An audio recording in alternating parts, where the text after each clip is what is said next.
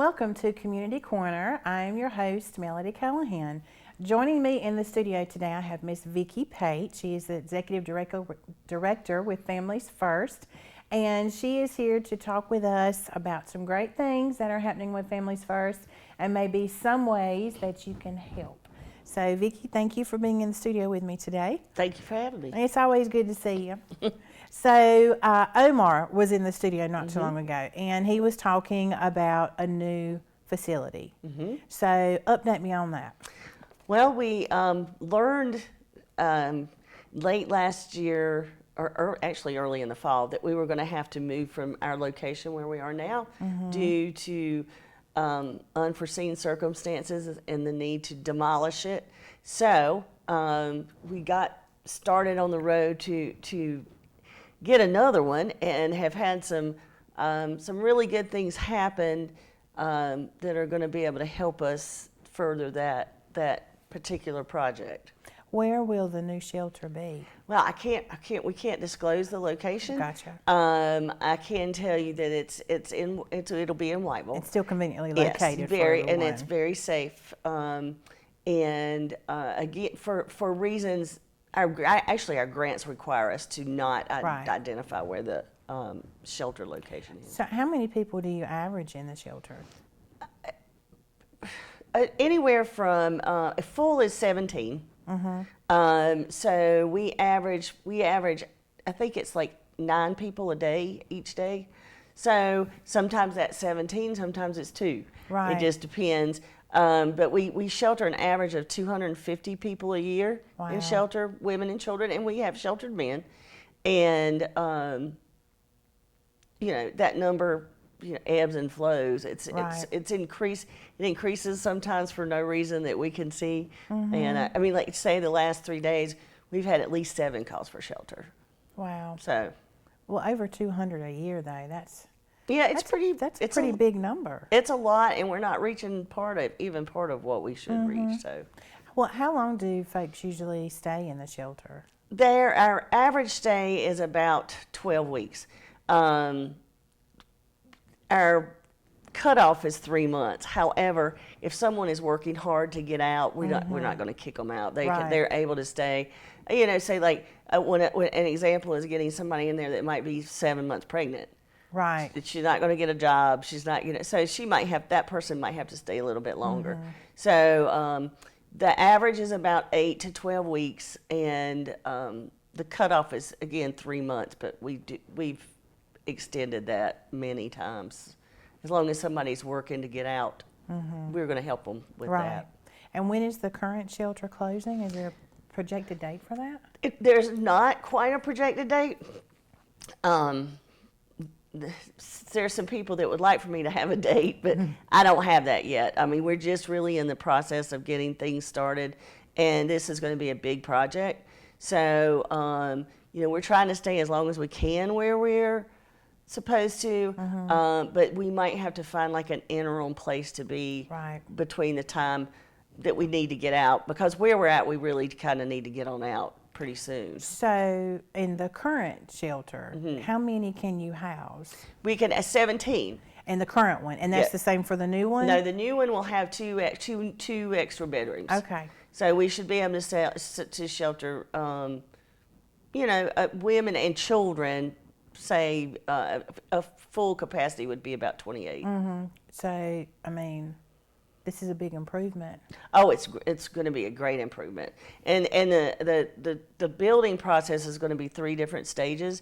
The first stage will be the rehab of a house that someone in the community gave us, so we'll rehab that house first. The second part will be adding 4 new bedrooms, because there's 4 existing bedrooms in the house now, and we'll add 4. And then the third phase of the project is to add to our pet program. Right. Because we do shelter pets with their owners. So we'll have they'll still be able to have them in their rooms, but they'll also have an extra space, a space for dogs and a space for cats. So I'm really excited about upping the pets program to make it better. So pets are allowed in the shelter? Pets are allowed. Yeah, when we started in 2009, I think we were one of 4 in the United States that sheltered pets in shelters. Now we've actually got about 9, I think, in North Carolina that do. So, but we're very proud to be able to help others design it, because ours was minimal. Our shelter's small, so it just kind of showed that anybody can do it. It just takes a little bit of effort. Now, this is, like you had mentioned, this is a pretty big project that y'all have taken on, and I understand that there's grant funding, with Families First, but there's also a lot of community partnerships that are helping with this project. So talk with me about funding, and are there ways that folks can help? There definitely are ways folks can help. Currently, our funding, we have secured, we've secured $200,000 for the beginning part of it. We've had a community member donate another piece of land that we're probably going to sell that will add to that. There's also Cape Fear Memorial Foundation is a foundation out of Wilmington that works with Southeastern North Carolina. So we'll be writing a grant to them. They accept pretty decent sized grants. And then what we'll do is try to raise the rest of the money locally. And what we can't raise locally, there's another grant process in Charlotte that I can write to finish it out. So to get it done sooner, donations from the public would be very welcome. And it, as small as it can be to as big as it can be. We've been around here since 1995. We're well established.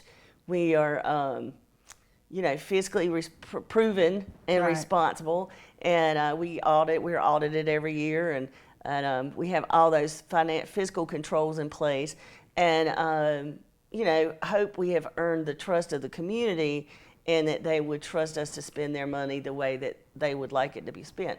So we will be reaching out to the community and asking for contributions towards the shelter. We'll figure out some way to honor those larger contributors, and everybody will be honored some way or another, but a bigger, like we might name a cat room after somebody or something. So yes, there will be opportunities in the community. And again, even with our continued stuff, with our fundraisers and with all that kind of stuff, just continue. We just need the continued support of the community like we've had, luckily, since 1995. Right. So. Are there any upcoming fundraisers? There should be. So stay tuned. Yes, stay tuned. We're not sure yet. I know that we're going to have our 30th year, our 30th year is coming up. So we know we're going to have a big fundraiser for that. Staff is talking about ready to go ahead and plan a fundraiser. I feel a little bit overwhelmed because I'm working on this other project. So, but hopefully we'll have something soon. And we also do have like little things throughout the year that if people wanted to show their support, they could come. Omar's at events that he has out in the restaurants and stuff are real fun, and you get to learn a lot. So, and of course, continued support of our thrift stores helps, because our thrift stores are successful enough that they bring in about 17% of our budget. And the thrift stores, those are open to the public? Those are open to the public. Our hours are Monday through Friday, 10 o'clock till 5:30. We ask donations be there by 4. It's just easier for us to do. And then on Saturdays from 10 to 2, and the same in Tabor City. Our store in Tabor City is open as well those days. So that's a big support. And see, that's undesignated funding. If I needed to put something in the shelter that a grant wouldn't pay for. That could help me do that. So, but all of the funds generated through the thrift stores go to that pot of money. Directly back. Yep. So what are some of the other services provided by Families First? Well, in addition to, like I know Omar talked about his outreach. Omar does a great job doing outreach. We also provide services in our office, but the services in shelter are just more detailed towards they're very individual. So the pandemic brought us a whole new group of problems that we'd never had. Right. And one of the things that the shelter will provide is each bedroom will have their own bathroom. Oh, nice. So it's non-congregant in that they can, if they need to, stay in their rooms, they can have what they need in there, and won't necessarily have to, be with the rest of the population there, by keeping staff and clients a little bit safer. So it was just we had to figure out different ways to do our services. So we do virtual and in-person counseling. We do virtual and in-person yoga. We got really good at those two things. We also offer like our therapy is free, and we pay for it. It's free, and it's all about what that person needs. When somebody comes in shelter, we have to make sure that we have culturally specific food, culturally specific hair care items, or personal care items. Our house is like your house times 12 if we've got 12 people in there. So, we do provide individual supplies for the bedrooms. We have all of the stuff that you would need to stay there. Because, sometimes we get people in the middle of the night, 2 o'clock in the morning, in their pajamas, and, hauling 2 kids and a cat. So we have to have everything available for them there. But we really work individually with the person. Like, we help with job placement skills. We help with financial empowerment, in educational stuff that they might need. We work real closely with, like, Southeastern and different agencies in the county to help us do those things. We don't do them. And we partner with, like, the health department, and we've had bankers come in and talk about, because I'm not the one that needs to do financial planning, but we try to reach the person where they are, right? And then we cater their services around what they need. There are general services that we offer, but no one survivor that comes in is going to need the exact same thing. Right. So it's not a cookie cutter kind no, of system. at all. And so it's really emotionally draining work. So we have to maintain I work really hard to make sure that our team has some self-care stuff that we do. We the yoga is provided for staff. We have you get your birthday off, and you get some Fridays off. So we just do, it's really important for the people that do the work one-on-one every single day, maintain a healthy mental status, because it's tough hearing those stories over and over again.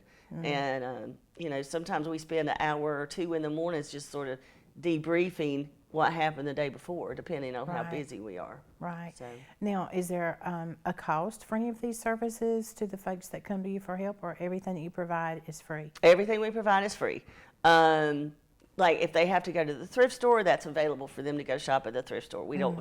They don't, but that gives them a way to shop without nobody knowing that they're, and they can get what they want instead of me giving them what I think they should have. That's right. So we are very trauma informed, because everybody that comes through our program, it might be different ways of traumatization, but they've all been traumatized. And, I think that we as a world have just gotten over one of the biggest traumas we'll ever face with the pandemic. And I think we're all now just kind of wrapping our heads around it. So you got to think about somebody that's been in a situation whose abuser might be working at home, now, or who, the pandemic changed a lot of things in our world as it did in everybody else's. That's so right.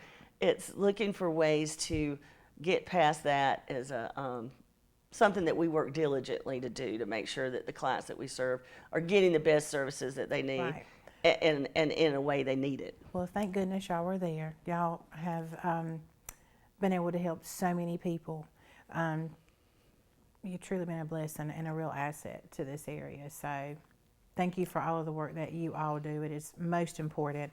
How about giving out a phone number, so if folks have any questions, or if they would like to make any donations, how can they get up with you? Okay, we do have a website which is very informative. A lot of resources on that website, and that's familiesfirstnc.org. Okay. 910-641-0444. Gotcha. And then we have our office number, which is 910-642-5996. Any of those ways you can contact us. Email, you can reach it through our website, or you can email info@familiesfirstnc.org. Okay. We'd also love everybody to follow us on Facebook. That is the one thing that is up to date every single day. Right. So if there's something new that's happened, if there's a need that we have, then we really would love to encourage people to follow us on Facebook. Okay. All right. Perfect, Vickie. Thank you so much for coming in. It's always a pleasure to see you. Thank you for having me. It's a pleasure to see you too. And thank you all for tuning in. We appreciate your support, and I look forward to seeing you next time.